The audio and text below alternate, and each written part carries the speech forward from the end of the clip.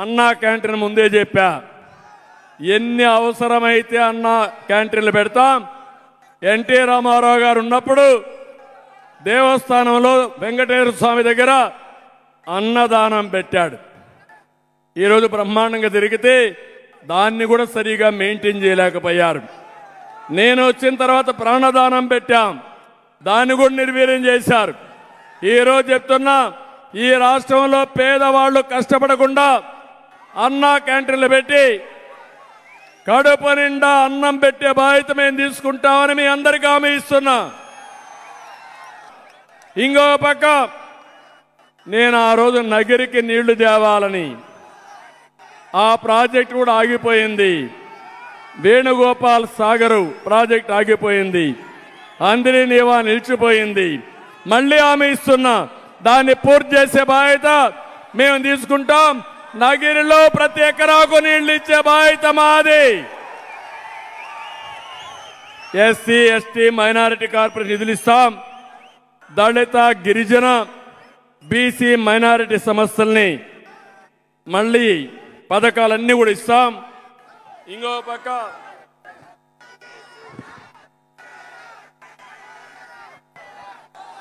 నగరిలో పుత్తూరులో సమ్మర్ స్టోరేజ్లు ఉన్నాయి, 2 కూడా నీళ్లు రాకుండా ఇబ్బందుల్లో ఉన్నాయి. ఇవన్నీ కూడా పూర్తి చేస్తాం. ఇవి కాకుండా ఇంకో పక్క మీరు చూస్తే ఇక్కడ ఒక ఎమ్మెల్యే ఉంది,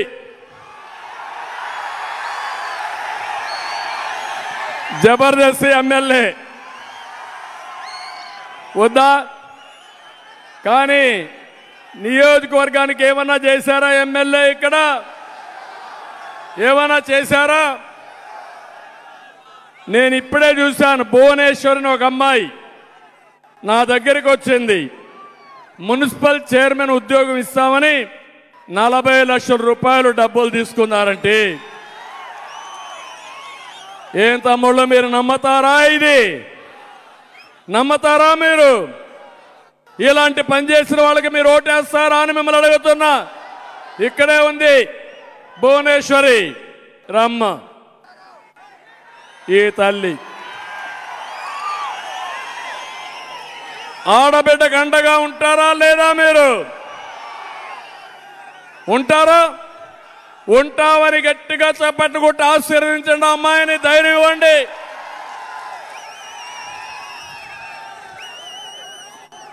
ఇలాంటి ఎమ్మెల్యేలు ఉన్నప్పుడు, ఇలాంటి ఎమ్మెల్యేలు ప్రోత్సహించినటువంటి జగన్మోహన్ రెడ్డిని కూడా మనం గుర్తుపెట్టుకోవాలి.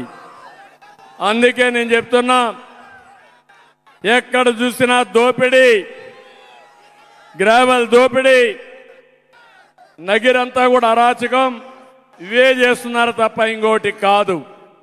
నేను అందుకే మీ అందరికీ హామీ ఇచ్చేది, వడమాలపేటని పారిశ్రామికంగా అభివృద్ధి చేయడం కోసం, ఎలక్ట్రానిక్ క్లస్టర్ ఏర్పాటు చేయడం కోసం 150 ఎకరాలు ఇస్తే ఇక్కడ ఎమ్మెల్యే, తిరుపతి ఎమ్మెల్యే ఇద్దరు కలిసి దాంట్లో డబ్బులు కొట్టేసి పాదిరేడు అరణ్యాన్ని కూడా దోచుకునే పరిస్థితికి వచ్చారు. ఇప్పుడు అడుగుతున్నా మిమ్మల్ని అందరినీ, మేము చేయాల్సిన బాధ్యత నేను చేస్తాను. ఎన్నికల కోసం నేను చెప్పడం కాదు. చాలా మందికి అనుమానం ఉంది, ఇంత ఉత్సాహం ఉంటే పొత్తు ఎందుకు పెట్టుకున్నారని. మా పొత్తు ఈ రాష్ట్రాన్ని కాపాడడానికి. ఇప్పుడు కానీ కాపాడలేకపోతే జీవితంలో ఈ రాష్ట్రం మన చేతుల్లో ఉండదు. ఇప్పటికే 30 ఏళ్ళు ఎన్నికెళ్ళిపోయాం. చీకటి పాలన, చీకటి జీవాలు, అందరి జీవితాలు అంధకారం అయిపోయినాయి. మా 3 పార్టీలు ఒకరు ఎక్కువ ఒకరు తక్కువ కాదు. రాష్ట్రాన్ని కాపాడుకోవడానికి ముగ్గురం కలిసి నడుస్తున్నాం ఎన్నికల కోసం. కేంద్రంలో బీజేపీ ఉంది అధికారంలో, మళ్ళీ అధికారంలోకి వస్తుంది. పవన్ కళ్యాణ్ గారు మొదటి నుంచి చెప్తున్నారు, వైసీపీ విముక్త రాష్ట్రమే నా లక్ష్యం అని చెప్పిన వ్యక్తి పవన్ కళ్యాణ్ గారు. అందుకే నాకు అనుభవం ఉన్నాం, ముగ్గురం కలిసి పోరాడుతున్నాం. ఈ రాష్ట్రాన్ని మళ్ళీ గాడి దప్పిన పరిపాలన ఘాట్లో పెడతాం, రాష్ట్రాన్ని ఆదుకుంటాం.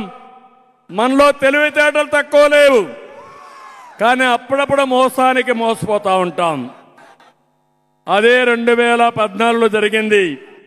2014లో మనం కానీ అధికారంలోకి వచ్చుంటే హైదరాబాద్ కంటే మిన్నగా తెలంగాణ రాష్ట్రంతో సమానంగా ఈ రాష్ట్రాన్ని అభివృద్ధి చేయాలని ప్రణాళికలు తయారు చేశాం. ఇప్పుడు కోరుతున్నాం మిమ్మల్ని అందరినీ, ఈ 3 పార్టీల్ని మనస్ఫూర్తిగా దీవిస్తామని, అండగా ఉంటామని గట్టిగా చప్పట్లు కూడా చెప్పండి. అందుకే ఎన్డీఏ చెప్తున్నారు 400+ సీట్లు రావాలని పార్లమెంటుకి. అందుకే నేను చెప్తున్నా, ఆంధ్రప్రదేశ్లో 160+ ఎమ్మెల్యేలు రావాలి, 24+ ఎంపీలు రావాలి.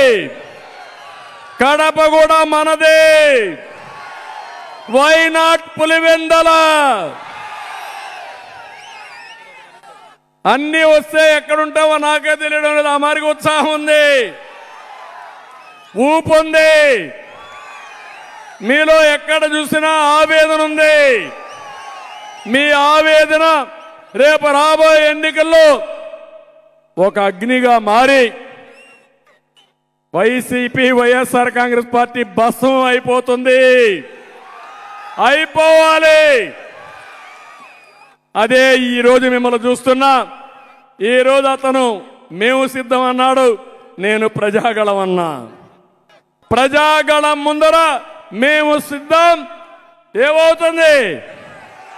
డౌన్ అవుతుంది. మా తమ్ముడు చెప్తున్నాడు.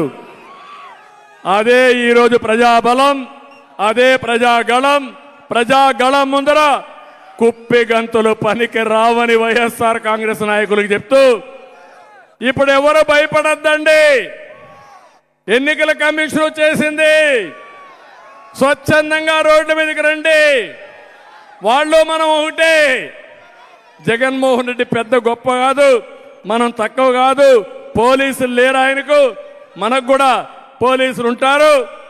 ఎవరైనా చేయకపోతే ఎన్నికల కమిషన్ ఉంది వీళ్ళ కత్తేల్చడానికి. గేమ్ స్టార్ట్ అయింది, యుద్ధం ప్రారంభమైంది. ఈ యుద్ధంలో ఎన్డీఏ గెలుపు ఎవ్వడు ఆపలేడు. ఆ నమ్మకం నగిరిలో వచ్చింది.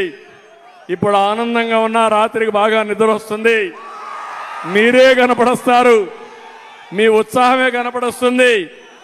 ఎప్పుడైనా నాయకుడికి కావాల్సింది మీ ప్రజాదరణ. ప్రజాదరణ ఉంటే అది ఒక టానిక్ గా పనిచేస్తుంది. చెప్పాలనుకున్న ధైర్యం వస్తుంది.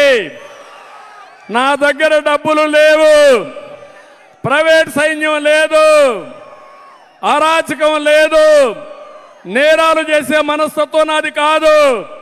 కానీ నేరస్తుల్ని మాత్రం మట్టి గరిపించే ధైర్యం నాకుందని మీ అందరికీ తెలియజేస్తున్నా.